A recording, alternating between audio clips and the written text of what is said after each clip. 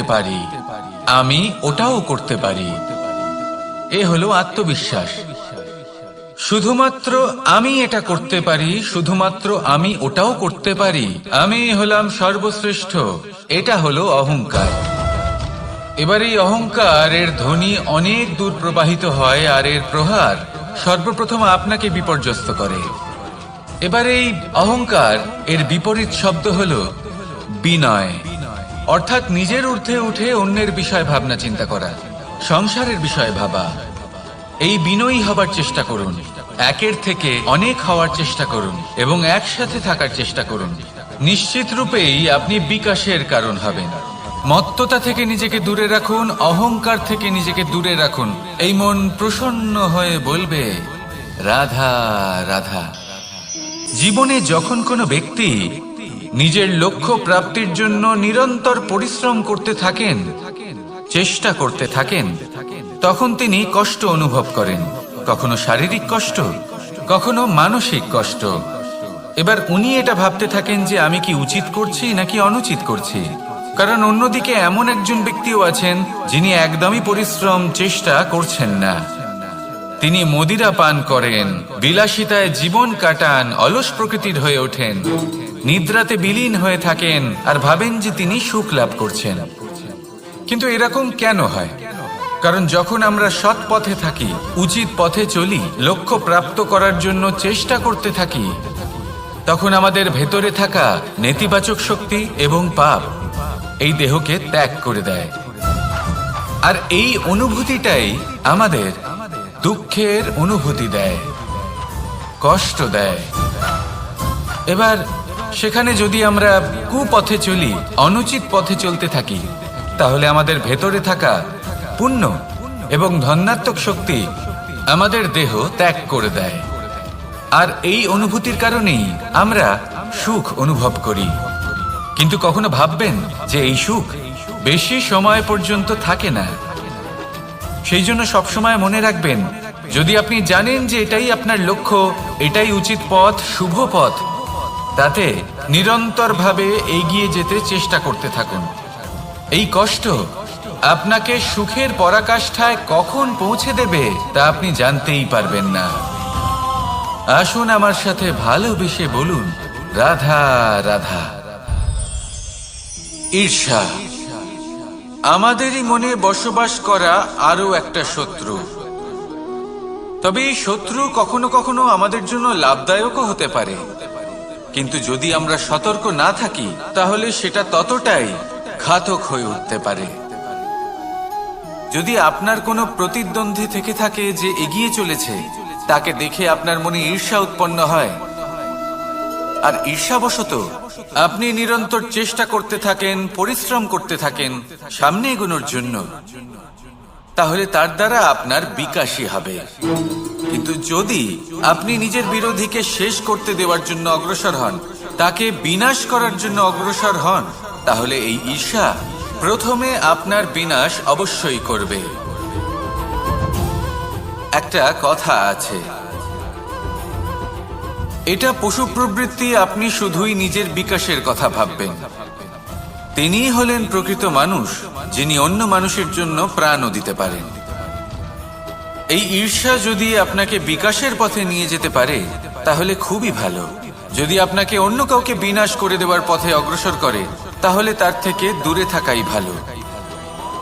যেমন ধরুন, আপনার কাছে একটা সূচ আছে, যার দ্বারা আপনি ছেঁড়া কাপড়ও সেলাই করতে পারবেন বা অন্য কারোর পাত্রে ছিদ্রও করে দিতে পারবেন। আপনি কি চাইবেন, নিজের বিকাশ নাকি অন্য কারোর বিনাশ? সিদ্ধান্ত আপনারই। আসুন আর আমার সাথে ভালোবেসে বলুন, রাধা রাধা। বিষ এবং অমৃত, এর ভিত্তিতেই সংসার চক্র চলতে থাকে। যখন সমুদ্র মন্থন হয়েছিল তখন এই দুই প্রাপ্ত হয়েছিল। প্রথমে বিষ পাওয়া গেল, তারপর অমৃত। জীবন মন্থন করলেও এগুলো লাভ করা যায়। এবার এই যে বিষ, তা হলো অমৃতের থেকে অনেক বেশি শক্তিশালী এবং সেই জন্যই অনেক বেশি ঘাতকও। এবার বোঝার চেষ্টা করি এই বিষ আসলে কি। যে কোনো বস্তু বা কোনো ভাব যদি মাত্রার থেকে বেশি পরিমাণে আপনার কাছে থাকে, প্রয়োজনের থেকে বেশি আপনার কাছে থাকে, তাহলে সেটা আপনার কাছে বিষ সমান হতে পারে। তা সে ধন হোক, শক্তি হোক, সম্মান হোক, ইত্যাদি ইত্যাদি। যদি আপনার কাছে এমন কিছু থেকে থাকে যা মাত্রার থেকে বেশি পরিমাণে আপনার কাছে আছে, তাহলে তাকে ভাগ করতে শিখুন। যদি আপনি ভাগ করতে শিখে যান, তাহলে এই বিষই আপনার জন্য অমৃতে পরিণত হবে, আর তাদের কাছেও অমৃত সমান হয়ে উঠবে যাদের এই সাহায্যের প্রয়োজন। তাহলে ভাগ করে নিতে শিখুন আর আমার সাথে ভালোবেসে বলুন, রাধা রাধা। কোনো বাড়িতে, কোনো পরিবারে যখন কারোর জন্ম হয়, তখন তা কত সুখের মুহূর্ত হয়। সেই ছোট্ট সন্তান যখন কিছুটা বড় হয়, সে হাঁটার চেষ্টা করে, আর সেই প্রক্রিয়াতেও খুব বড় একটা শিক্ষা লুকিয়ে রয়েছে, ঠেলে দেওয়া। যখন আপনি হাঁটতে চান, সামনে এগোতে চান, তখন আপনি কি করেন? নিজের পায়ের তলার যে মাটি, তাকে আপনি পেছনে ঠেলে দেন। ব্যাস, এই একই জিনিস তো জীবনেও শিখতে হবে। এবার যদি আপনি জ্ঞানের পথে অগ্রসর হতে চান, তাহলে অজ্ঞানতাকে পেছনে সরিয়ে দিতে হবে। যদি আপনি প্রকাশের দিকে এগোতে চান, তাহলে অন্ধকারকে পেছনে সরিয়ে দিতে হবে। যদি আপনি ভবিষ্যতে সফল হতে চান, তাহলে অতীতের যে অসফলতাগুলিকে পেছনে সরিয়ে দিতে হবে। যে জল বইতে বইতে থেমে যায়, তাকে আমরা নালা বলে থাকি। তার থেকে দুর্গন্ধ বের হয়, কিন্তু যে জল বইতেই থাকে, তাকেই আমরা পবিত্র জল বলি। তাহলে আপনিও কর্ম করতে থাকুন, কখনো থামবেন না, আর আমার সাথে ভালোবেসে বলুন, রাধা রাধা। ধন্যাত্মক বিশ্বাস দেবে যে আপনি বড় বড় সমস্যার সমাধান করতে পারবেন। এবার যদি কথা বলি সব থেকে কঠিন সময়ের, তাহলে সেটা হলো বিচ্ছেদের। যা মা সীতাকে সহ্য করতে হয়েছে শ্রীরামের জন্য, রাধা কৃষ্ণকেও সহ্য করতে হয়েছে। যে ব্যক্তি বিচ্ছেদের সময় সঠিক পথে চলে এসেছে, সে জীবনে অনেক শ্রেষ্ঠ স্থানে অবশ্যই পৌঁছতে পারবে। এবার যদি কথা বলি সব থেকে জরুরি এবং গুরুত্বপূর্ণ সময়ের, তাহলে সেটা হলো সংযোগ। সকলকে সাহায্য করতে থাকুন। আপনি অন্যদের সাহায্য করে তাদের যত আনন্দ দিতে পারবেন, ততটাই আনন্দ আপনারও জীবনে অবশ্যই আসবে।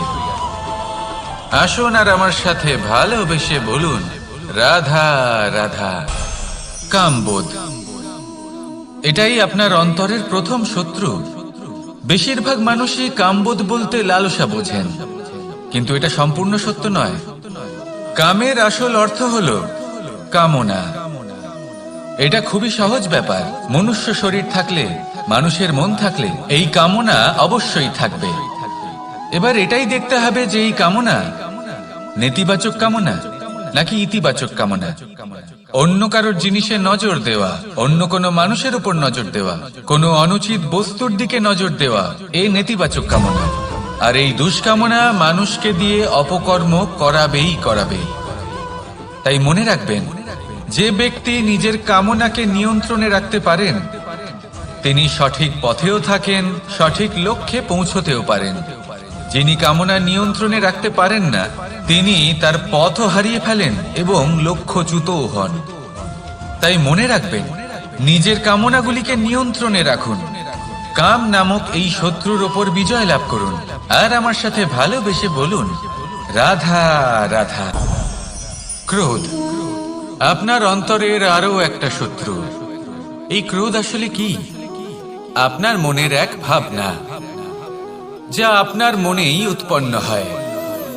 এই মন আত্মার সাথে যুক্ত থাকে। এখন একটা ভাবনা যা আত্মার সাথে যুক্ত থাকে, তাকে অনুচিত কেন বলা হয়, সেটা বোঝার চেষ্টা করুন। ক্রোধ কখনো কখনো জরুরি হয়, বিশেষ রূপে তখন যখন আপনি সঠিক পক্ষে দাঁড়িয়ে রয়েছেন এবং সামনের ব্যক্তি অধর্মের পক্ষে রয়েছেন আর বিনম্রভাবে মানছেন না। যেমন শ্রীরাম ক্রুদ্ধ হয়েছিলেন সাগরের ওপর। ওটা উচিত ছিল, আর তা ততক্ষণই উচিত যতক্ষণ আপনি ক্রোধকে নিয়ন্ত্রণ করছেন।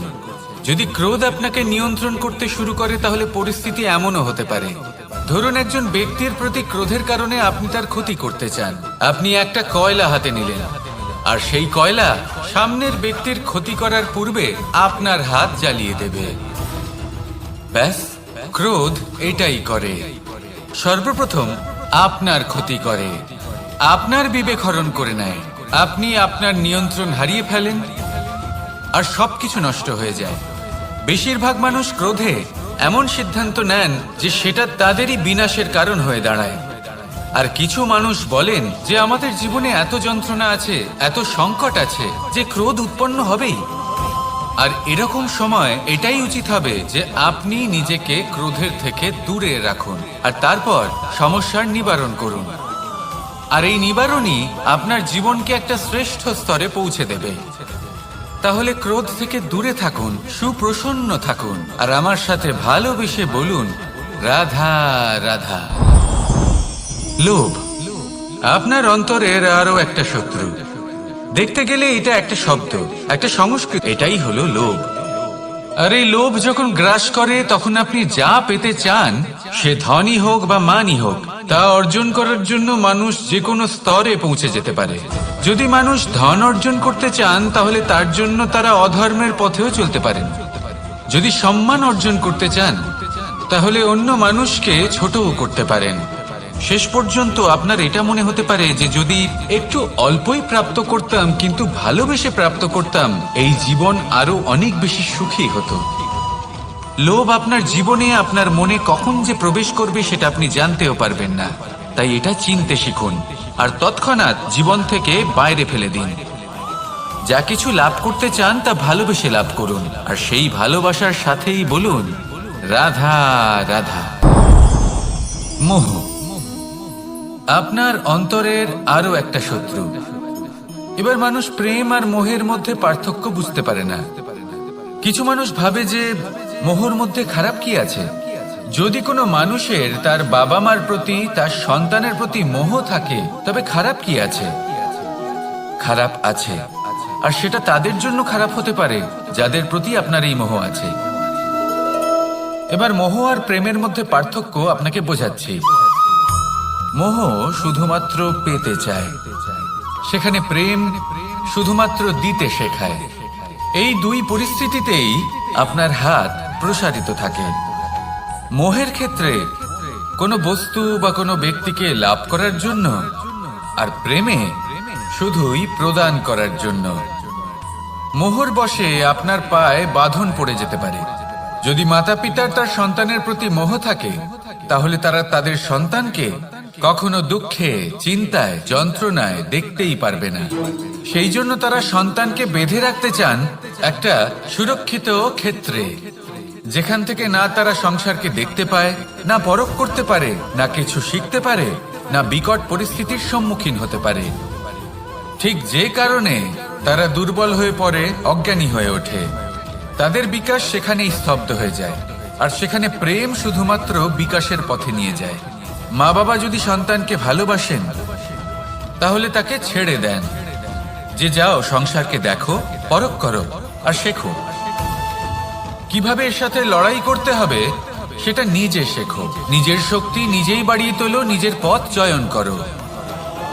সেই জন্য এই মোহর শিকল ভেঙে ফেলুন আর প্রেমকে আপন করে নিন। আর এই প্রেম দ্বারাই বলুন, রাধা রাধা। আলস্য আপনার আরো একটা অত্যন্ত বড় শত্রু, যা আপনার মনের মধ্যে বসবাস করে আর ধীরে ধীরে আপনার কার্য শরীরের একটা অংশ হয়ে ওঠে। সব কাজে দেরি করিয়ে দেয়, সবকিছু নষ্ট করে দিতে পারে এই আলস্য। এই কাজ আজকে হলো না, কোনো ব্যাপার নয়, কালকে করে নেব। প্রকৃতি আমাদের এটা শেখায় না। ভেবে দেখুন, যদি সূর্য এটা ভাবে যে কাল উদিত হব না, কিছুদিন পরে উদয় হব, তাহলে কি হবে? সমগ্র পৃথিবীর বিনাশ হয়ে যাবে, ঠিক কিনা? দেখুন, এই আলস্য নিয়ে খুব সুন্দর একটা কথা আছে, আলস্যস্য কুতো বিদ্যা।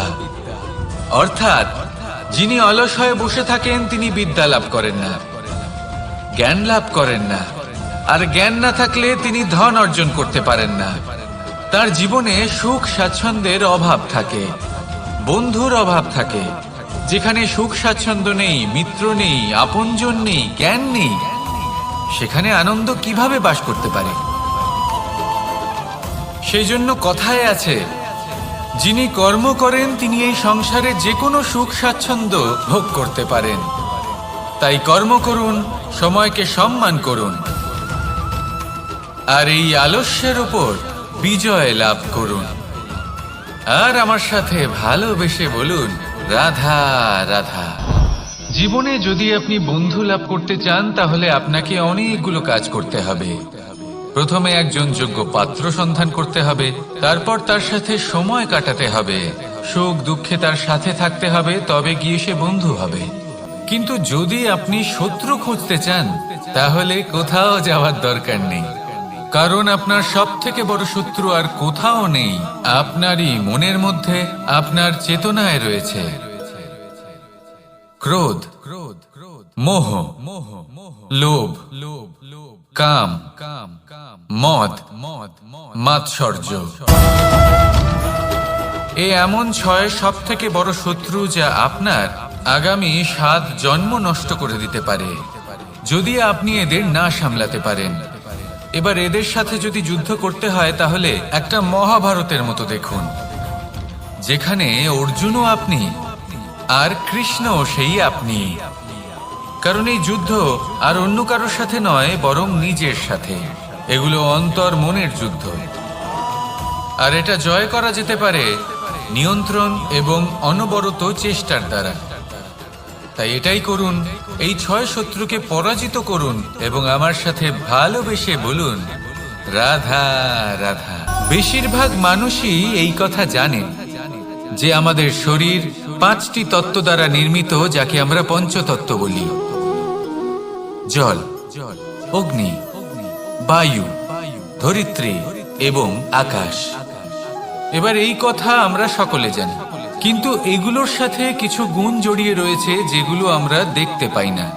যদি এই গুণগুলি আমরা আত্মসাৎ করতে শিখে যাই, তাহলে সাক্ষাৎ পরমেশ্বরের দর্শন আমরা পেতে পারি। যদি কথা বলি প্রথম তত্ত্বের, জলের কথা, জল যা প্রত্যেক জ্বলনকে শীতলতা প্রদান করে। এই জলকে দেখুন, যা শুধু প্রবাহিত হতে জানে, থামতে জানে না।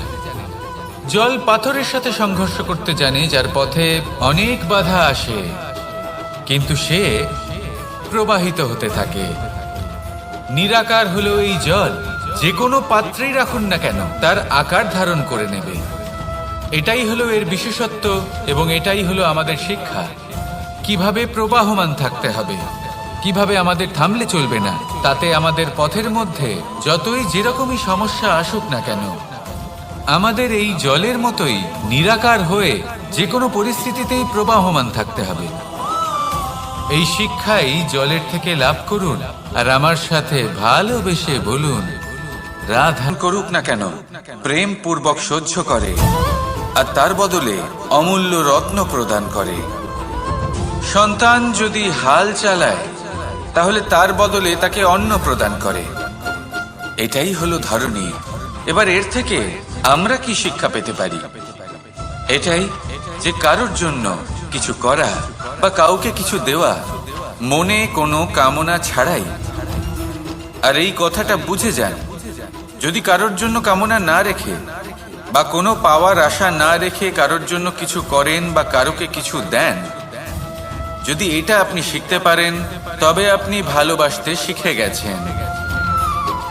আর সেই জন্যই এই ধরিত্রীকে মাতা বলা হয়, কারণ মাতা শুধু উনি নন যিনি গর্ভে সন্তানকে ধারণ করেন, মাতা তো উনিও যিনি জীবন বাঁচতে শেখান, যিনি জীবন বাঁচার উদাহরণ প্রদান করেন। তাহলে ধরনীর থেকে এই নিঃস্বার্থ ভাব শিখুন, নিঃস্বার্থ ভালোবাসা শিখুন, আর এই ভালোবাসার সাথেই বলুন, রাধা রাধা। বায়ু পঞ্চতত্ত্বের মধ্যে তৃতীয় তত্ত্ব। কেউ একে সমীর বলে, আবার কেউ একে পবন বলে। প্রথম কথা হলো এটাই যে এই বায়ু আমাদের জীবন দান করে প্রতিদিন, প্রত্যেক মুহূর্তে। এই বায়ুর কারণেই আমরা নিঃশ্বাস নিতে পারি, জীবিত থাকতে পারি। এই বায়ুই হলো সেই, যা সকল মেঘেদের একত্রিত করে একটি স্থানে আর বর্ষা ঘটায়। আর এই বর্ষার কারণেই এই ধরিত্রীতে অন্ন উৎপন্ন হয়। এই বায়ুকে দেখুন, কখনো এতটা সৌম্য যে আপনার কোনোই তফাৎ বোধ হয় না, আর কখনো কখনো এমন রূপ ধারণ করে ফেলে যে অনেক বড় বড় পর্বতের আকার পর্যন্ত বদলে ফেলে। এটাই হলো বায়ুর বিশেষত্ব। বায়ু শেখায় যে সময়ের সাথে সাথে বইতে থাকো, সকলকে জীবন দান করো, সকলকে সাহায্য করো, কিন্তু যখন বিপদ সামনে আসবে তখন দৃঢ় হয়ে সম্মুখীন হও। বাধা অনুযায়ী নিজেকে গড়ে নিতে হবে, আর কখন কতটা কঠোর হতে হবে আর কখন কতটা সৌম্য হতে হবে, এটা বায়ুকে দেখে শিখুন। আর আমার সাথে ভালোবেসে বলুন, রাধা রাধা। অগ্নি চতুর্থ তত্ত্ব, সব থেকে বেশি গুরুত্বপূর্ণ কিন্তু তার থেকেও বেশি ভয়াবহ। কখনো অগ্নিকে নিয়ন্ত্রিত রূপে উনুনে জ্বলতে দেখে তার খুব বেশি গুরুত্ব থাকে না, কিন্তু যখন অসংখ্য পাথরের টুকরো একত্রিত হয় তখন তা পর্বতের আকার ধারণ করে। সেইভাবেই কিছু মানুষ যখন একত্রিত হন তখন তৈরি হয় পরিবার, কিছু পরিবার যখন একত্রিত হয় তখন তৈরি হয় সমাজ, যখন অনেক সংখ্যক সমাজ একত্রিত হয় তখন তৈরি হয় রাজ্য। এবার এই রাজ্যের সব থেকে গুরুত্বপূর্ণ ব্যক্তি হতে পারেন রাজা, কিন্তু তাও সেই রাজা একা কিছু করতে পারেন না। যুদ্ধ লড়ার সময় তারও নিজের সৈন্যদলকে প্রয়োজন পড়ে। কিন্তু এই সংসারে এমন একজন ব্যক্তি আছেন যিনি একাই সব কাজ করতে থাকেন, এবং সেই ব্যক্তি হলেন মা। আমাদের জীবনে একজন পিতার ভূমিকা কিন্তু নিঃসন্দেহে অমূল্য, কিন্তু আমাদের সকলের জীবনে যে ভূমিকা একজন মায়ের তা অন্য কারোর থাকে না। একজন মা একাই সন্তানকে বড় করতে পারেন, সংস্কারী করে তুলতে পারেন, তার জন্য পরিশ্রম করেন। আর এত কিছু কাজ করার পরেও তার কাজের জন্য তিনি প্রশংসা অবশ্য পান না। উল্টে যদি সেই সন্তান অনুচিত পথে চালিত হয়, অনুচিত কর্ম করে, তখন সেই মাকেই অপবাদের পাত্র হয়ে উঠতে হয়।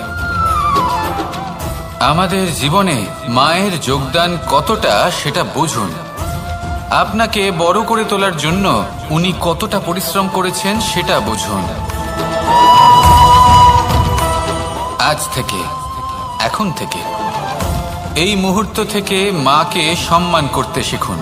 যখন সময় পাবেন, যখন সুযোগ হবে, তখন তার প্রশংসা করুন, ওনারও ভালো লাগবে। আর মায়ের এই মমতার জন্য, তার এই ভূমিকার জন্য আসুন সবাই মিলে আমরা তাকে প্রণাম করি, আর সকলে মিলে ভালোবেসে বলি, রাধা রাধা।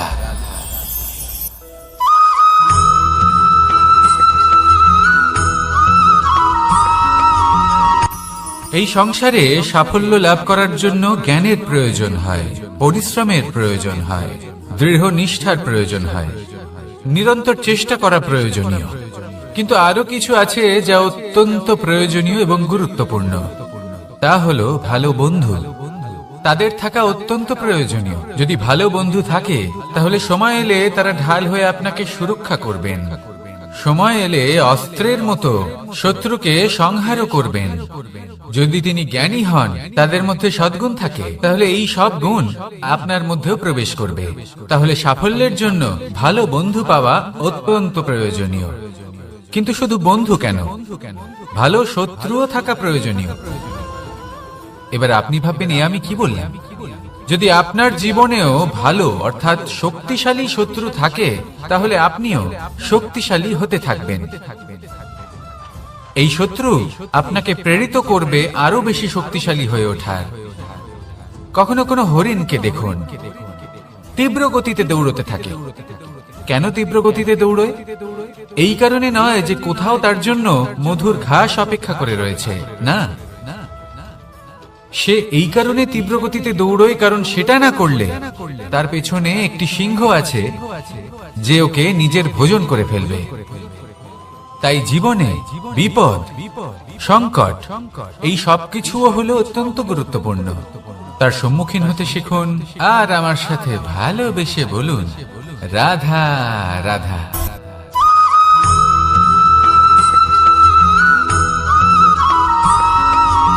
মানুষ জন্মগ্রহণ করে, তার সাথে ভয়েরও জন্ম হয়। ছোটবেলা থেকেই আমাদের মনে কোনো না কোনো প্রকারের ভয় থেকেই যায়। কেউ এই বিষয়ে ভয় পায় যে তার কোনো বস্তু তার থেকে দূরে চলে যাবে। এটাই ঘটে আমাদের জীবনেও। এবার প্রবাহমান আয়ুর সাথে আমরা আমাদের অন্তরে যদি একটা প্রদীপ প্রজ্বলিত করে নিই, তাহলে বিষয়টাই অন্যরকম হবে। এবার আপনি বলবেন, কোন প্রকাশের কথা বলছি যে আমাদের অন্তরে জাগ্রত করা সম্ভব? আমাদের আত্মার মাঝে প্রেমের প্রকাশ জাগ্রত করার কথা বলছি। কারণ আমাদের এই জীবন এও হলো দিনের আলোর মতো। আজ প্রকাশ আছে, কিন্তু কোনোদিন অবশ্যই অস্ত হবে। কিন্তু অস্ত হবার আগে যদি আমরা আমাদের আত্মার মাঝে প্রেমের এই প্রকাশ উজ্জ্বলিত করে নিই, তাহলে আমাদের সন্ধ্যাকালও আমরা আনন্দে এবং প্রেমে যাপন করব। তাহলে আসুন আর আমার সাথে ভালোবেসে বলুন, রাধা রাধা।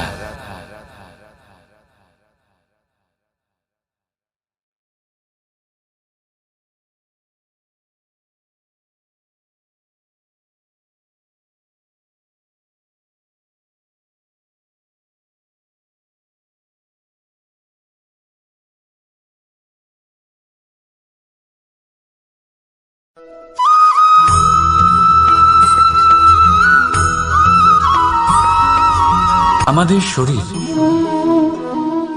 প্রকৃতির সর্বশ্রেষ্ঠ রচনা।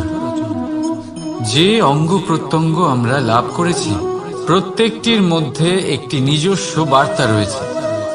একটু ভেবে দেখুন, দুটি চোখ দিয়েছে দেখার জন্য, দুটি কান দিয়েছে শোনার জন্য, নাসিকাও আছে দুটি, দুটি হাত দিয়েছে দ্বিগুণ পরিশ্রম করার জন্য। কিন্তু জীব শুধুমাত্র একটি। তার উপরেও তীক্ষ্ণ বলিষ্ঠ দাঁত দিয়েছে তার রক্ষার জন্য।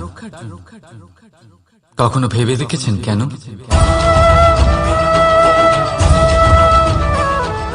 কারণ শব্দ আর শব্দের প্রয়োগ মানুষের সবচেয়ে বড় অস্ত্র, যার প্রয়োগ যত ভেবে চিন্তে করা যায়, মানুষ তার জীবনে ততটাই উপরে উঠতে পারে। তাহলে মনে রাখুন, দেখুন, শুনুন আর বুঝুন বেশি, বলুন কম। রাধা রাধা।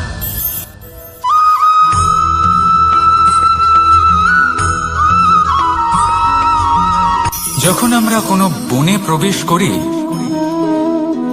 তখন এই সবুজ ঘাস দেখে, এই কোমল ঘাস দেখে আমাদের মন প্রফুল্ল হয়ে ওঠে।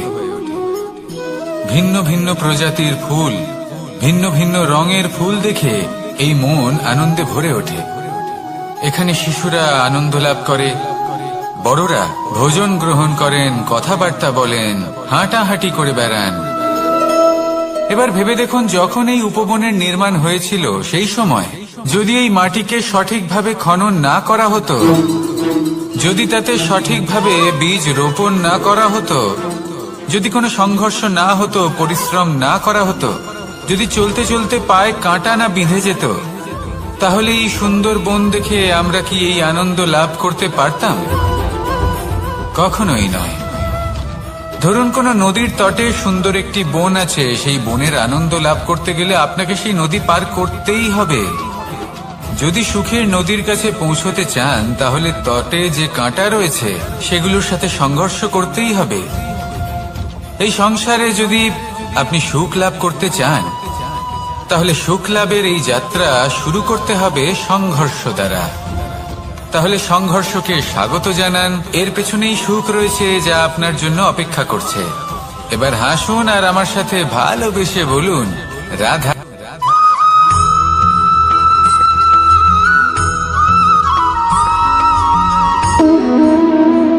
সম্পর্ক হলো আমাদের জীবনের একটি আধার। কিছু সম্পর্ক এমন যা আমরা জন্মসূত্রে লাভ করি, যেমন পরিবার, মা, বাবা। কিছু সম্পর্ক আছে যা আমরা জীবনে অর্জন করে থাকি, তা সে প্রেমের হোক, স্নেহের হোক বা বন্ধুত্বের। এই সকল সম্পর্ক লাভ করার বা গড়ে তোলার 5টি ধাপ রয়েছে। প্রথম ধাপ, কোনো ব্যক্তির সাথে আলাপ হওয়া, তার সাথে কথা বলা বা তাকে দেখা। দ্বিতীয় ধাপ, সে ব্যক্তিকে আমাদের ভালো লাগা। তৃতীয় ধাপ, আমাদের এটা চাইতে শুরু করা যে জীবনে এই ব্যক্তি যেন আমাদের বন্ধু হন, আমাদের জীবনে থাকেন, বা আমাদের কাউকে ভালোবেসে ফেলা। আর এটা আমাদের ভাবা বা চাওয়া যে সেই ব্যক্তি যেন আজীবন আমার সাথে থাকেন, আমার জীবনে আমার সাথী হয়ে। চতুর্থ ধাপ, লাভ করা। এবার এই ধাপটি অনেক মানুষের পক্ষেই খুবই সরল হয়, বড়ই সরলভাবে নিজেদের সঙ্গীকে লাভ করে থাকেন। কিছু মানুষের জন্য এই ধাপ অত্যন্ত কঠিন হয়ে থাকে। অনেক প্রতিকূল পরিস্থিতির উপর জয়লাভ করে তারা সঙ্গীকে লাভ করেন, কিন্তু লাভ অবশ্যই করেন। এরপরে আসে পঞ্চম, অন্তিম এবং সব থেকে গুরুত্বপূর্ণ ধাপ। সেটা হলো সেই সম্পর্ক পালন করা। এটা হলো এমন এক বিষয় যা প্রত্যেক মানুষের শেখা উচিত। যদি ব্যক্তি নিজের জীবনে সম্পর্ক রক্ষা করতে শিখে যান, তবে প্রত্যেক সম্পর্ক তার জীবনকে স্বর্গ করে তুলবে। আসুন আর আমার সাথে ভালোবেসে বলুন, রাধা রাধা।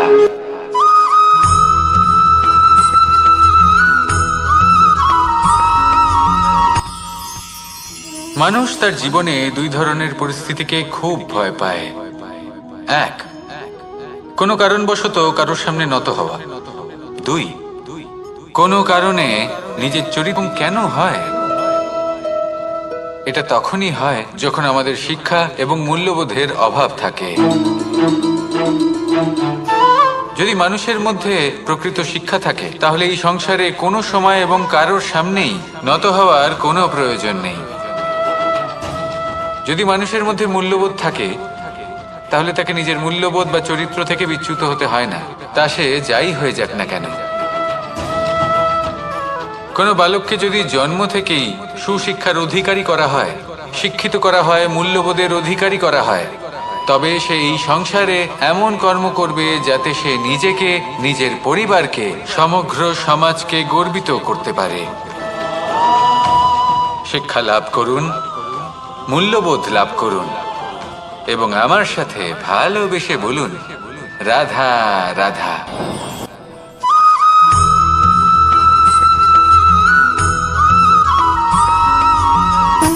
সুখ, দুঃখ এবং শক্তি, এই তিন হলো এই সংসারের ত্রিদেবের মতো। আমাদের জীবনে যা কিছু ঘটছে এই তিনটির ভিত্তির উপরেই হচ্ছে। আসলে এই সংসারের একটা নিয়ম আছে, যখনই আপনি কিছু লাভ করেন, এই সংসার আপনার পরীক্ষা নেয়। এটা জানার জন্য আপনার পরীক্ষা নেয় যে আপনি যা কিছুই লাভ করেছেন, আপনি কি আদৌ সেটার যোগ্য কিনা। ঠিক সেইভাবেই এই সুখ, দুঃখ এবং শক্তি আপনার পরীক্ষা নিয়ে থাকে। যখন সুখ আসে, তখন সে আপনার পরীক্ষা নেয় যে আপনার মধ্যে অহংবোধ জাগ্রত হয়নি তো। যদি অহংবোধ চলে আসে, তাহলে সুখ সেখানেই সঙ্গ ত্যাগ করে। দুঃখ আপনার ধৈর্যের পরীক্ষা নিতে থাকে, আর যদি আপনার মধ্যে ধৈর্য না থাকে, তাহলে এটা আপনাকে আরো বেশি দুঃখের গভীর অন্ধকারে ঠেলে দেবে। সেখানে শক্তি পরীক্ষা নেয় আপনার বিনম্রতার।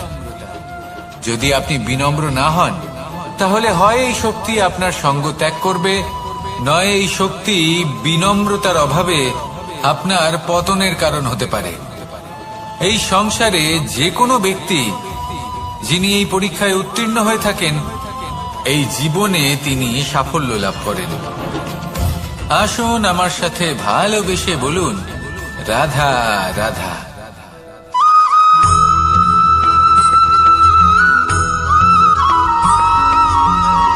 জীবন কিসের উপর নির্ভরশীল? ধনের উপর, বৈভবের অনুভব যদি আপনি করতে চান, তাহলে তা পাবেন শুধু একতার দ্বারা। সংগঠনের দ্বারা। যদি আপনাকে উদাহরণ দিই, নিজের এই হাতটাকে দেখুন, 5টা আঙুল রয়েছে। কোনো একটা বস্তুকে নিজের একটা আঙুল দ্বারা তুলে ধরার চেষ্টা করে দেখুন, বড়ই কষ্ট হবে। তখন আপনি বুঝতে পারবেন যখন এই 5টি আঙুল একত্রিত হয় তখন কোনো কাজ কতটা সহজ হতে পারে। এটাই হলো শক্তি, একতার। সব থেকে ভালো উদাহরণ যদি আপনাকে দিই তাহলে বাঁশি। এই বাঁশি থেকে অত্যন্ত মধুর সুর নির্গত হয় যা সবার মন প্রসন্ন করে দেয়। এই কথা সত্যি, কিন্তু এই বাঁশি আমি একটা বা দুটো আঙুল দিয়ে বাজাতে পারবো না। আমাকে প্রত্যেকটা আঙুল ব্যবহার করতেই হবে, তবেই এর থেকে মধুর সুর নির্গত হবে যা সকলকে প্রসন্ন করবে, ঠিক কিনা? ঠিক এইভাবেই যদি আপনি চান যে আপনার জীবনরূপী বাঁশি থেকেও মধুর সুর নির্গত হোক বা সবার মনকে প্রসন্ন করে তুলুক, তাহলে আপনাকেও জীবনে একতা নিয়ে আসতেই হবে। আপনি একাও কর্ম করতে পারেন, পথ চলতেও পারেন, সামনেও এগোতে পারেন, সাফল্যও লাভ করতে পারেন। কিন্তু যখন সকলে একসাথে এগোবেন, সেই পথে চলবেন, সেই কর্মই করবেন, তখন লক্ষ্যে অবশ্যই পৌঁছবেন, সাফল্য অবশ্যই লাভ করবেন। কিন্তু সেই সাফল্য এবং তার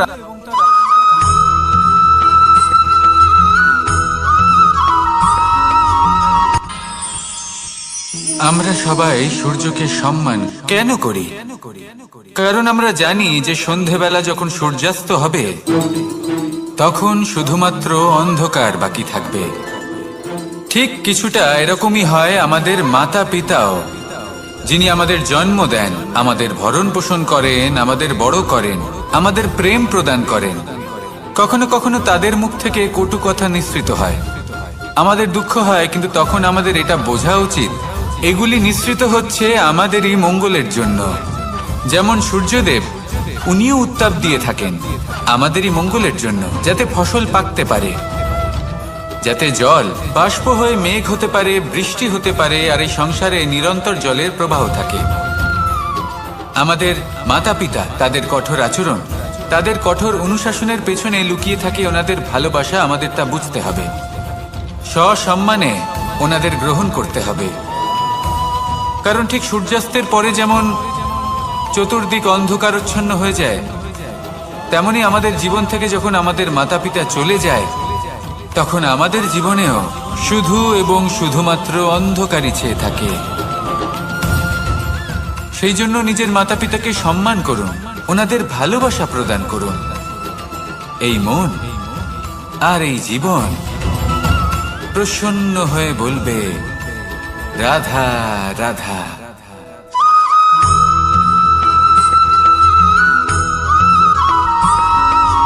বসন্ত ঋতু, এই সময় মন আনন্দে ভরে থাকে। এমন মনে হয় যেন আমরা আকাশে বিচরণ করতে চলে যাই, কিন্তু সেটা তো সম্ভব নয়। সেই জন্য হয়তো আমরা ঘুড়ি ওড়াই, এই ঘুড়িকে নিজেদের প্রতিরূপ মনে করে। এবার অনেক মানুষ আছেন যারা ঘুড়ি ওড়ান, কিন্তু এই কর্মের সারমর্ম কি সেটা কজন বুঝতে পারেন? আপনি এটা মনে করুন যে আপনি হলেন সেই ঘুড়ি, আর এই সুতো যিনি ধরে রয়েছেন তিনি হলেন পরমাত্মা। আর এই সুতো যেখান থেকে শুরু হয় সেই লাটাই হলো আমাদের কর্মচক্র। এবার আপনি নিজেই অনুমান করুন যে এই উড়ান কার ওপর নির্ভরশীল, পরমাত্মার ওপর আর আপনার কর্মের ওপর। যদি পরমাত্মা আপনার হাত ধরে থাকেন, আপনার সাথে থাকেন, যদি আপনি শুভ কর্ম করতে থাকেন, আপনি এই আকাশে উড়তে থাকবেন। কিন্তু কোথাও কোথাও যদি পরমাত্মার সাথে এই বন্ধন ছিন্ন হয়, আপনার কর্মচক্র খারাপ হয়ে যায় বা থেমে যায়, তাহলে আপনার এই ঘুড়ি কেটে যাবে আর দূরে কোনো গাছের ডালে গিয়ে আটকে যাবে। তাই শুধুমাত্র ঘুড়ি ওড়াবেন না, তার থেকে শিখুন, পরমাত্মার সাহচর্যে থাকুন, সবসময় শুভ কর্ম করতে থাকুন আর সবসময় এই আকাশে উড়তে থাকুন। আসুন আর আমার সাথে ভালোবেসে বলুন, রাধা।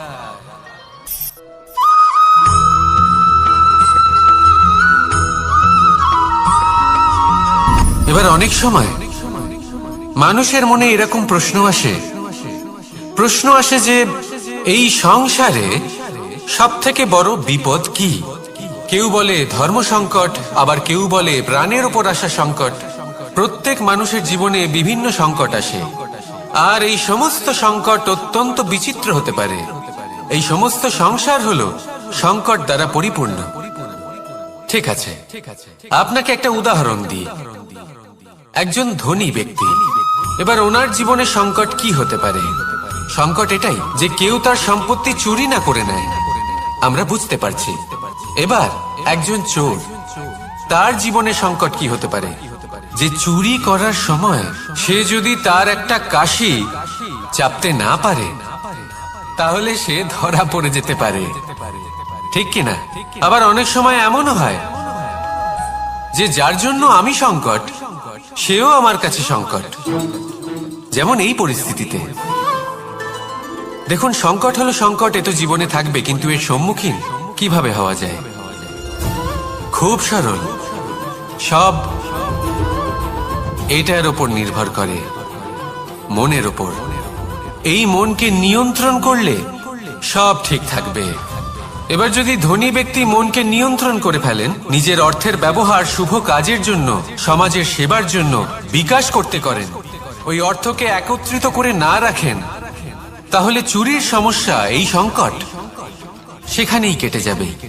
এবার যদি কথা বলি সেই চোরের, তাহলে চোর যদি নিজের মনকে সংযত করে নেয়, যদি নিজের কর্মকে নিয়ন্ত্রণ করতে পারে, তাহলে এমন কোনো স্বর নেই, এমন কোনো স্বর নেই যা ওকে ধরা পড়তে বাধ্য করবে।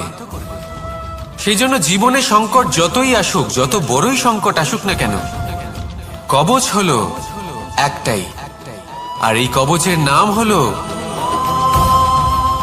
আত্মনিয়ন্ত্রণ।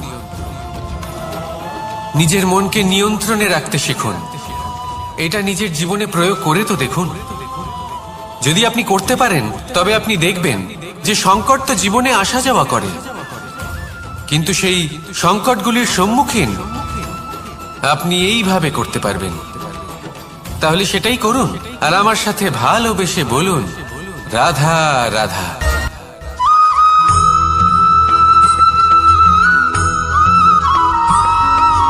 জীবনে যখন কোনো ব্যক্তি নিজের লক্ষ্য প্রাণ, অন্যদিকে এমন একজন ব্যক্তিও আছেন যিনি একদমই পরিশ্রম চেষ্টা করছেন না। তিনি মদিরা পান করেন, বিলাসিতায় জীবন কাটান, অলস প্রকৃতির হয়ে ওঠেন, নিদ্রাতে বিলীন হয়ে থাকেন আর ভাবেন যে তিনি সুখ লাভ করছেন। কিন্তু এরকম কেন হয়? কারণ যখন আমরা সৎ পথে থাকি, উচিত পথে চলি, লক্ষ্য প্রাপ্ত করার জন্য চেষ্টা করতে থাকি, তখন আমাদের ভেতরে থাকা নেতিবাচক শক্তি এবং পাপ এই দেহকে ত্যাগ করে দেয়। আর এই অনুভূতিটাই আমাদের দুঃখের অনুভূতি দেয়, কষ্ট দেয়। এবার সেখানে যদি আমরা কুপথে চলি, অনুচিত পথে চলতে থাকি, তাহলে আমাদের ভেতরে থাকা পুণ্য এবং ধনাত্মক শক্তি আমাদের দেহ ত্যাগ করে দেয়। আর এই অনুভূতির কারণেই আমরা সুখ অনুভব করি। কিন্তু কখনো ভাববেন যে এই সুখ বেশি সময় পর্যন্ত থাকে না। সেই জন্য সবসময় মনে রাখবেন, যদি আপনি জানেন যে এটাই আপনার লক্ষ্য, এটাই উচিত পথ, শুভ পথ, তাতে নিরন্তরভাবে এগিয়ে যেতে চেষ্টা করতে থাকুন। এই কষ্ট আপনাকে সুখের পরাকাষ্ঠায় কখন পৌঁছে দেবে তা আপনি জানতেই পারবেন না। আসুন আমার সাথে ভালোবেসে বলুন, রাধা রাধা।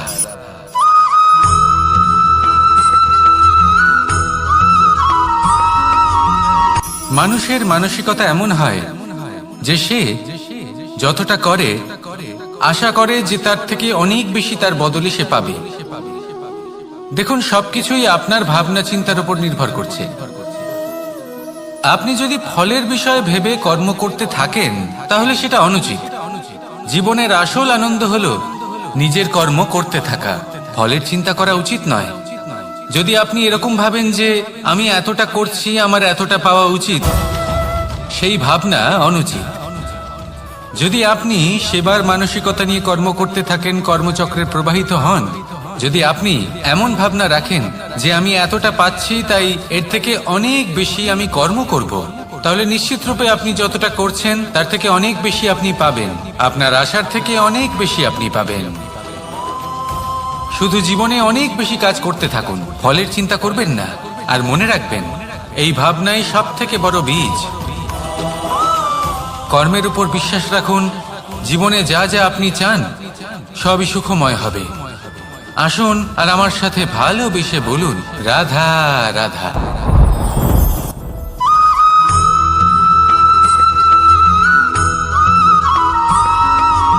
আমাদের শরীর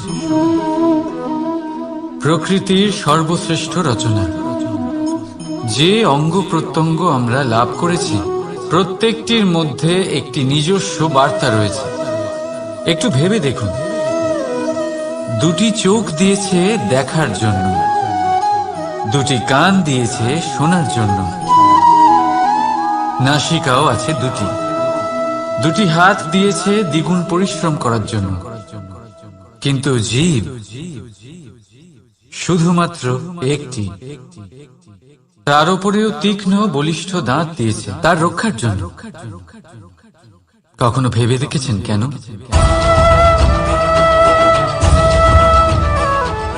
কারণ শব্দ আর শব্দের প্রয়োগ মানুষের সবচেয়ে বড় অস্ত্র, যার প্রয়োগ যত ভেবেচিন্তে করা যায় মানুষ তার জীবনে ততটাই উপরে উঠতে পারে। তাহলে মনে রাখুন, দেখুন, শুনুন আর বুঝুন বেশি, বলুন কম। রাধা রাধা।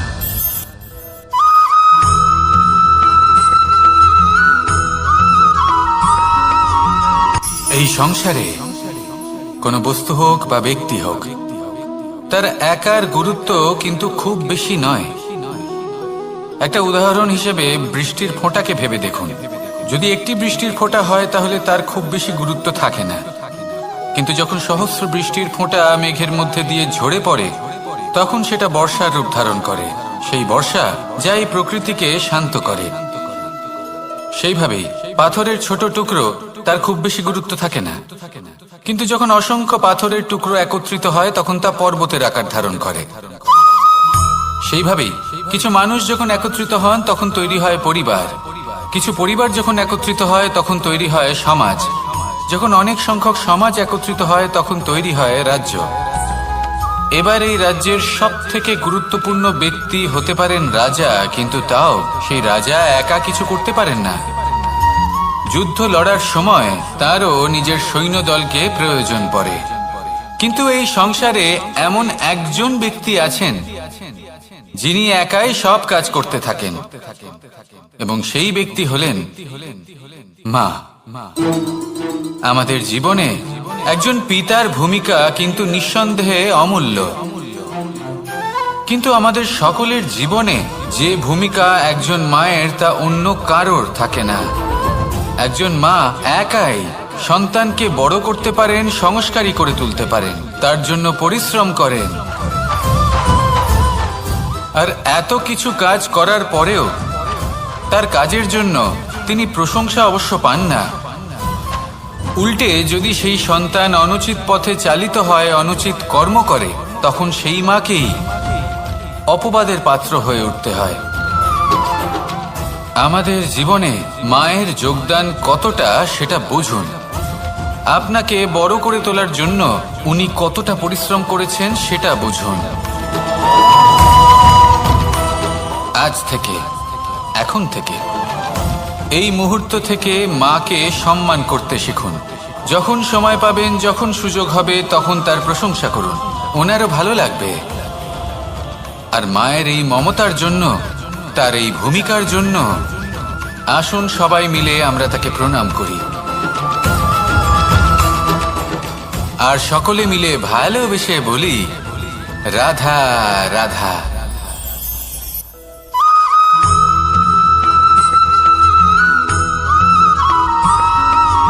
ফিরে আসছিলেন এবং তাদের ফেরার পথে হঠাৎ করে কোথাও থেকে একটি বাছুর চলে এলো। এই দুই বোন ভয়ভীত হয়ে গেলেন, আর তাদের হাত থেকে সেই আটা পড়ে গেল, মাটিতে মিশে গেল। এবার এই পুরো ঘটনাক্রমে যদি কারোর বিন্দুমাত্র লাভ হয়ে থাকে, বিন্দুমাত্র আনন্দ পেয়ে থাকে, তাহলে সে কে? সেই ছোট বোন, যিনি মাঝে মাঝেই গমের দানা তুলছিলেন এবং খাচ্ছিলেন। কিছুটা হলেও উনি আনন্দ লাভ করেছিলেন। এবার এরকমই হলো আমাদের জীবনে ভক্তি এবং ভালোবাসা সংক্রান্ত বিষয়। মানুষ নিজের জীবনের দৈনিক কাজে এতটাই ব্যস্ত হয়ে পড়েন, প্রত্যেকদিন শুধু কাজ কাজ কাজ কাজ করতে থাকেন, আর তাতে ভক্তি এবং ভালোবাসার জন্য সময় বার করতেই পারেন না। দেখুন, জীবনে ভক্তি আর প্রেমের এই যে ছোট ছোট মুহূর্ত আছে, এগুলো যদি আপনি যাপন করতে পারেন তাহলে তাতেই আপনি তৃপ্তি লাভ করবেন। বাকি সবই আপনার ব্যর্থ বলেই মনে হবে। জীবনে যখনই আপনি কোনো কাজ করবেন, ঈশ্বরের প্রতি সমর্পিত হয়ে সেই কাজ করুন। আর যখনই সময় পাবেন, তাহলে সেই সময় নিজের আপনজনদের দিন। যাদের আপনি ভালোবাসেন তাদের প্রতি যত্নবান হন, তাদের শুভাকাঙ্ক্ষী হন। এই প্রেম আর ভক্তির ছোট ছোট মুহূর্তগুলো আপনার জীবনকে চরিতার্থ করে তুলবে। আসুন আমার সাথে ভালোবেসে বলুন, রাধা রাধা।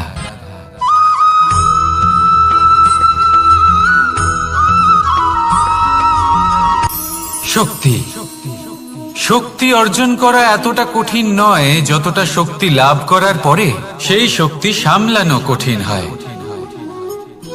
কারণ যেই মানুষ শক্তি লাভ করে তার মনে গর্ববোধ জন্মায়, জন্মায় অহংকার, জন্মায় জেদ। তাই শক্তি প্রাপ্ত করার সাথে বিনম্র থাকাও অত্যন্ত আবশ্যক। আর এটা আমাদের শেখা উচিত বৃক্ষের থেকে। বৃক্ষ যা আমাদের ফল দেয়, বৃক্ষ যা যত ফল দেয় ততটাই ঝুঁকে যায়। আমরা পাথর মারি ওই বৃক্ষের থেকে ফল প্রাপ্ত করার জন্য। সেই পাথরের মার সহ্য করেও বৃক্ষ আমাদের ফল দেয়। কোনো গর্ববোধ নেই, কোনো অহংকার বোধ নেই। আর সেই জন্য এই বৃক্ষের পুজো করা হয়। এটাই হলো মাহাত্ম্য শক্তির সাথে বিনম্রতা। যদি এই শক্তি সৃজন করে থাকে, সাহায্য করে থাকে, সম্বল হয়ে থাকে, তবেই সেই শক্তি উপযুক্ত। আর নয়তো সেই শক্তি একদিন আপনাকে আসক্ত অবশ্যই করবে। তাহলে শক্তি অবশ্যই অর্জন করুন, কিন্তু তার সাথে সেই শক্তি সামলানোর মতো বিবেকও আপনাকে অবশ্যই জাগ্রত করতে হবে। তাহলে আসুন আমার সাথে ভালোবেসে বলুন, রাধা রাধা।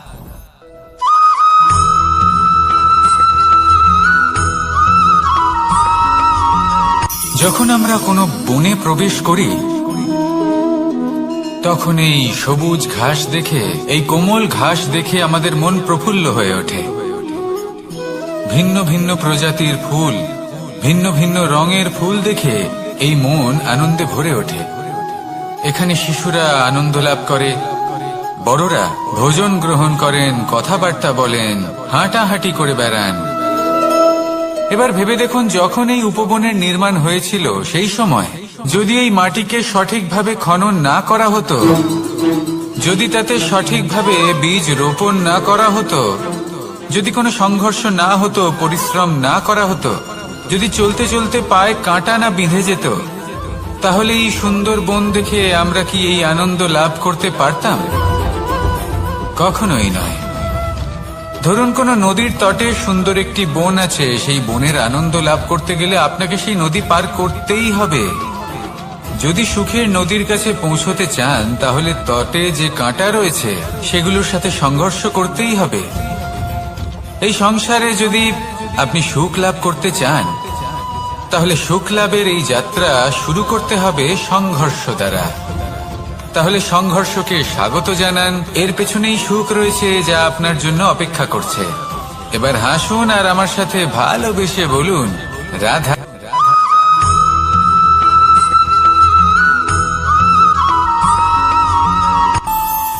আমাদের মনে যখন কোনো প্রশ্ন ওঠে, কোনো দ্বন্দ্ব জাগে, তখন আমরা যাই আমাদের গুরুর কাছে, আমাদের আরাধ্যের কাছে গিয়ে জিজ্ঞেস করি।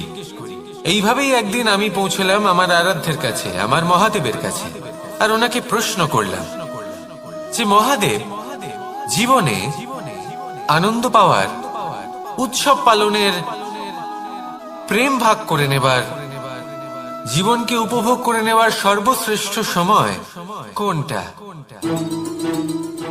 মহাদেব হাসলেন আর উনি বললেন, জীবনে উৎসব পালনের সব থেকে শ্রেষ্ঠ দিন হলো মৃত্যুর ঠিক আগের দিনটা। প্রেম ভাগ করে নেওয়ার সব থেকে শ্রেষ্ঠ মুহূর্ত হলো মৃত্যুর ঠিক আগের মুহূর্ত। জীবনকে উপভোগ করে নেওয়ার সর্বশ্রেষ্ঠ প্রহর হলো মৃত্যুর এক প্রহর পূর্বে। তখন আমি চমকে গেলাম। আমি বললাম, কিন্তু মহাদেব, মৃত্যু তো অনিশ্চিত, আমরা জানিও না কবে আমাদের মৃত্যু হবে। মহাদেব আবার হাসলেন। উনি বললেন যে যদি আমরা এভাবে জীবন কাটাই যে আমরা জীবনের প্রত্যেক দিন, প্রত্যেক মুহূর্ত, প্রত্যেক প্রহর শেষ বলে মনে করি, তাহলে আমাদের সমস্ত জীবন আনন্দের সাথেই অতিবাহিত হবে। কি বলেন?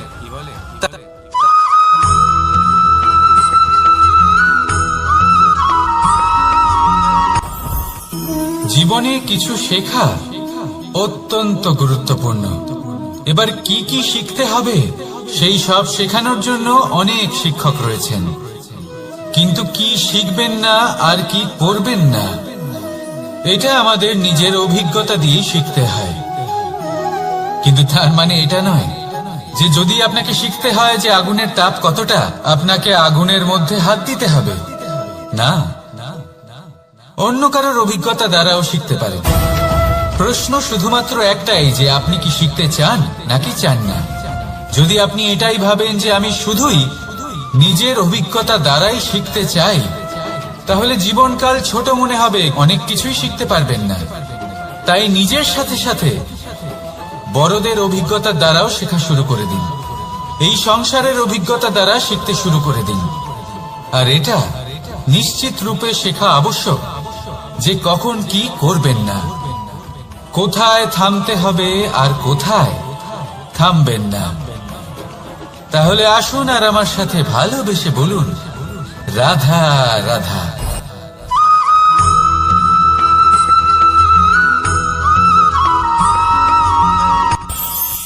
এই সংসারে আমরা প্রকাশ কোথা থেকে পাই? এর উত্তর বড়ই সরল। ভোরে যখন সূর্যোদয় হয় তখন প্রকাশের কিরণ আমাদের ঘরে এসে পৌঁছয়। এইভাবেই আমরা প্রকাশ লাভ করি। এবার এই প্রকাশের আলোতেই আমরা সারাদিনের কাজ সম্পন্ন করি।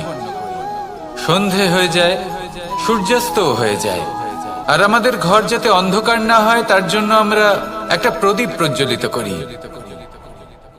এটাই ঘটে আমাদের জীবনেও। এবার প্রবাহমান আয়ুর সাথে আমরা আমাদের অন্তরে যদি একটা প্রদীপ প্রজ্বলিত করে নিই, তাহলে বিষয়টাই অন্যরকম হবে। এবার আপনি বলবেন, কোন প্রকাশের কথা বলছি যে আমাদের অন্তরে জাগ্রত করা সম্ভব? আমাদের আত্মার মাঝে প্রেমের প্রকাশ জাগ্রত করার কথা বলছি। কারণ আমাদের এই জীবন এও হলো দিনের আলোর মতো। আজ প্রকাশ আছে, কিন্তু কোনোদিন অবশ্যই অস্ত হবে।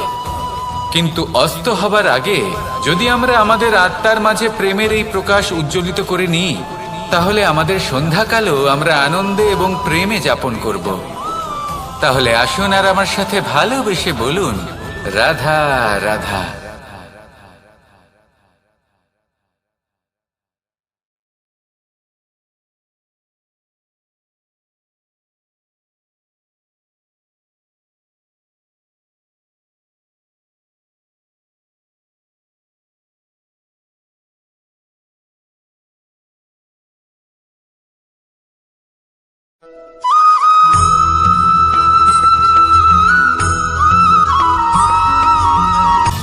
সময়, জীবন, কাল। দেখতে গেলে এই তিনটি শব্দ একটি শব্দেরই সমার্থক শব্দ মনে হয়, কিন্তু নিজে জীবিত থাকবে। এটাই হলো আজকের শিক্ষা। এই সংসারে যদি আপনি নীতির পথে চলতে চান, উচিত কর্ম করতে চান, সংসারকে সেবা করতে চান, তাহলে জংলি ঘাসের মতো ব্যক্তিদের থেকে সবসময় দূরে থাকতে হবে। সেই ব্যক্তি যারা দুর্নীতি এবং মিথ্যা দ্বারা পরিপূর্ণ, যাদের ব্যবহার অশুভ, যাদের অনেক অশুভ গুণ রয়েছে, তারা সঠিক নয়। সেই সকল ব্যক্তি যাদের চরিত্র অত্যন্ত দুষ্ট হয়, তারা হয় শুভ চরিত্রের ব্যক্তিকে একদম নষ্ট করে দেয়, নয় নিজের মতো বানিয়ে তোলে।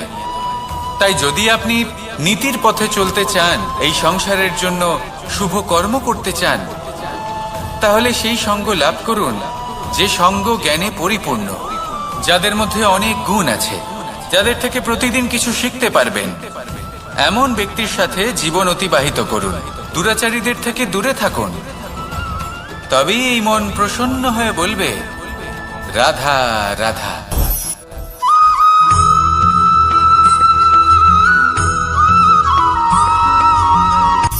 সূচের শেষে একটি ছিদ্র থাকে, যার দ্বারা আমরা এই সুতো পরাতে পারি, আর তারপর সূচের সাহায্যে এই সুতো দিয়ে বস্ত্র সেলাই করা যায়।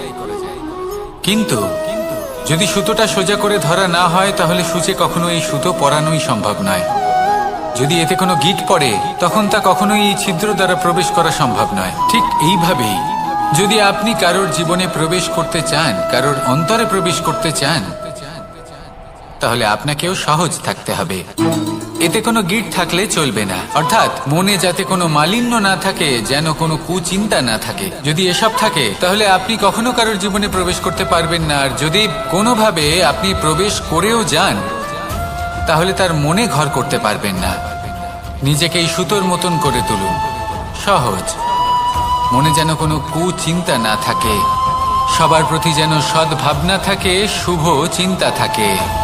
এমনটা করতে থাকুন। এমন একটা দিন আসবে যেদিন এই সমস্ত সংসারের ব্যক্তির মনে আপনি বাস করবেন, আর তখন এই মন প্রসন্ন হয়ে বলবে, রাধা রাধা।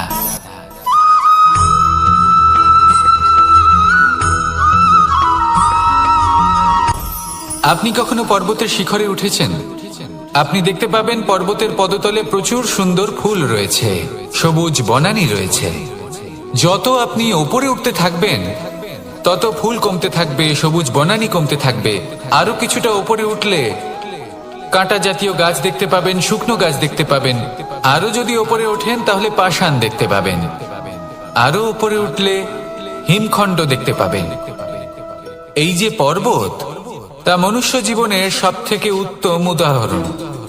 মানুষ যখন সাফল্যের শিখরে পৌঁছতে চান, মহানুভবতার শিখরে পৌঁছতে চান, পথে যত আস্তে আস্তে উপরে উঠতে থাকেন, ততই ভৌতিক বস্তু তার থেকে বিচ্ছিন্ন হতে থাকে।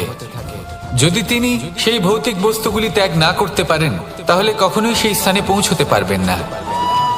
আর মানুষ যদি উচিত ত্যাগ করতে পারেন, পথে অগ্রসর হতে থাকেন, এগোতে থাকেন, তাহলে একদিন না একদিন তিনি মহানুভবতার, জ্ঞানের, সাফল্যের হিমের স্বাদ অবশ্যই লাভ করবেন। মনে রাখবেন, মানব জীবনের ত্যাগ হলো অত্যন্ত গুরুত্বপূর্ণ অংশ। আসুন আমার সাথে ভালোবেসে বলুন, রাধা রাধা।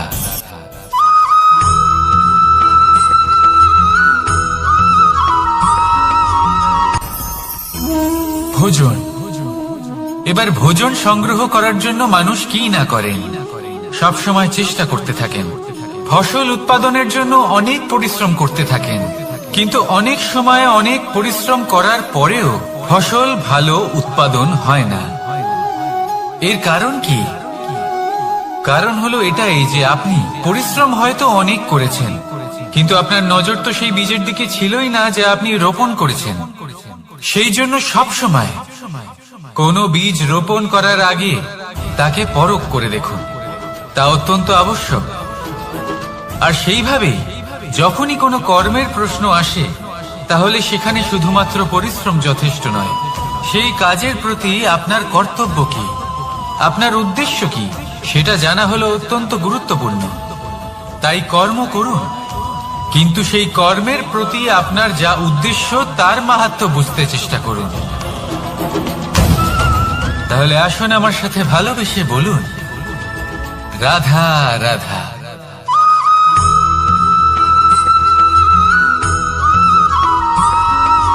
বসন্ত ঋতু, এই সময় মন আনন্দে ভরে থাকে। এমন মনে হয় যেন আমরা আকাশে বিচরণ করতে চলে যাই, কিন্তু সেটা তো সম্ভব নয়। সেই জন্য হয়তো আমরা ঘুড়ি ওড়াই, এই ঘুড়িকে নিজেদের প্রতিরূপ মনে করে। এবার অনেক মানুষ আছেন যারা ঘুড়ি ওড়ান, কিন্তু এই কর্মের সারমর্ম কি সেটা কজন বুঝতে পারেন? আপনি এটা মনে করুন যে আপনি হলেন সেই ঘুড়ি, আর এই সুতো যিনি ধরে রয়েছেন তিনি হলেন পরমাত্মা। আর এই সুতো যেখান থেকে শুরু হয় সেই লাটাই হলো আমাদের কর্মচক্র। এবার আপনি নিজেই অনুমান করুন যে এই উড়ান কার ওপর নির্ভরশীল, পরমাত্মার ওপর আর আপনার কর্মের ওপর। যদি পরমাত্মা আপনার হাত ধরে থাকেন, আপনার সাথে থাকেন, যদি আপনি শুভ কর্ম করতে থাকেন, আপনি এই আকাশে উড়তে থাকবেন। কিন্তু কোথাও কোথাও যদি পরমাত্মার সাথে এই বন্ধন ছিন্ন হয়, আপনার কর্মচক্র খারাপ হয়ে যায় বা থেমে যায়, তাহলে আপনার এই ঘুড়ি কেটে যাবে আর দূরে কোনো গাছের ডালে গিয়ে আটকে যাবে। তাই শুধুমাত্র ঘুড়ি ওড়াবেন না, তার থেকে শিখুন, পরমাত্মার সাহচর্যে থাকুন, সবসময় শুভ কর্ম করতে থাকুন আর সবসময় এই আকাশে উড়তে থাকুন। আসুন আর আমার সাথে ভালোবেসে বলুন, রাধা।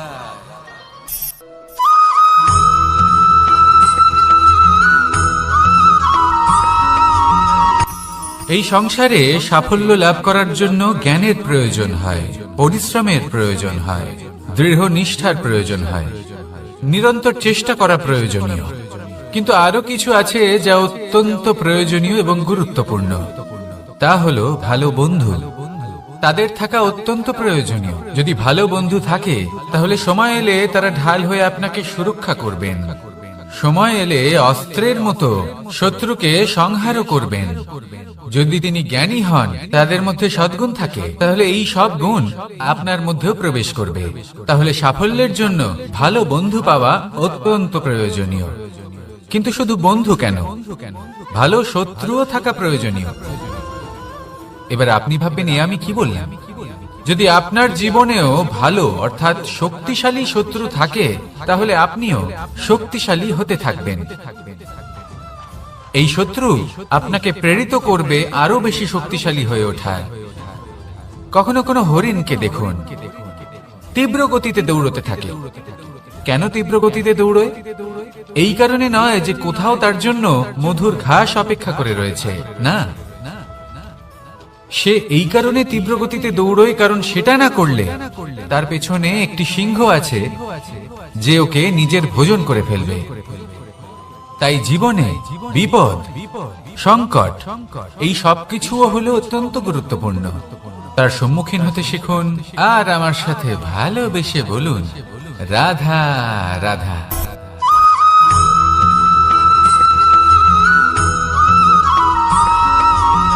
ভালোই, শুধু ওনাদের কঠোর ব্যবহার দেখলে আমরা একটু ভয় পেয়ে যাই। এবার ওনাদের এই কঠোর ব্যবহার আমাদের ভালো না লাগলেও অত্যন্ত আবশ্যক, কারণ মাতার থেকে আমরা যে শক্তি লাভ করি তা যেন নিয়ন্ত্রণ হারিয়ে বিধ্বংসী না হয়ে ওঠে। আমরা যেন কোনো কুপথে না চলে যাই, আমরা কখনো যেন দোষ না করে ফেলি। শুধু সেই জন্য পিতা এবং গুরু একটু কঠোর হয়ে ওঠেন, এবং ওনাদের এই কঠোর আচরণ ভবিষ্যতে গিয়ে আমরা অবশ্যই বুঝতে পারি।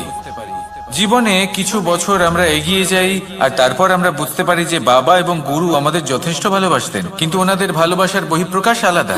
প্রয়োজনীয় হলো এটা দেখার, এটা বোঝার যে শুরু থেকে আমাদের প্রতি ওনাদের আচরণ কেমন ছিল।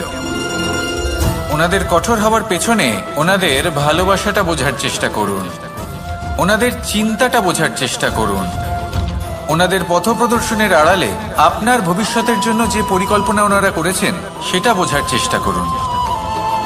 তখন আপনারা বুঝতে পারবেন ওনাদের ভালোবাসাকে। আপনার মনের মধ্যে আপনা থেকেই ওনাদের প্রতি সম্মান জেগে উঠবে। নিজের পিতা এবং নিজের গুরু এই দুজনের প্রতি কৃতজ্ঞতা প্রকাশ করুন আর আমার সাথে ভালোবেসে বলুন, রাধা রাধা।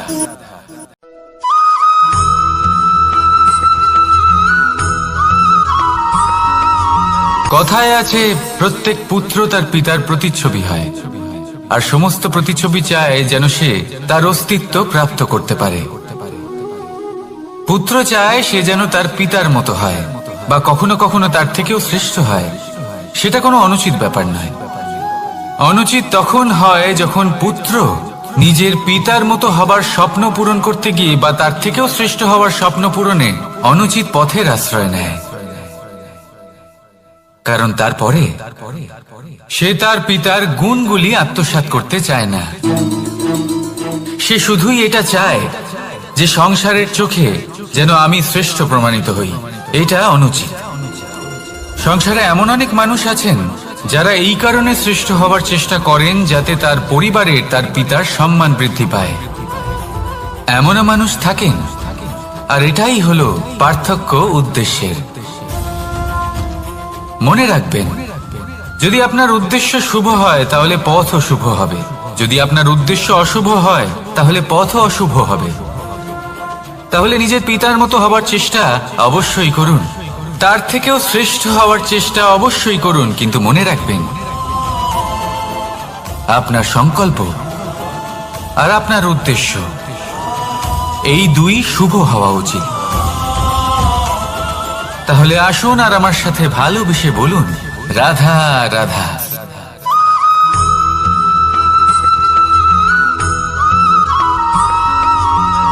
আপনি কখনো কোনো বাজকে নিজের বাসা বানাতে দেখেছেন?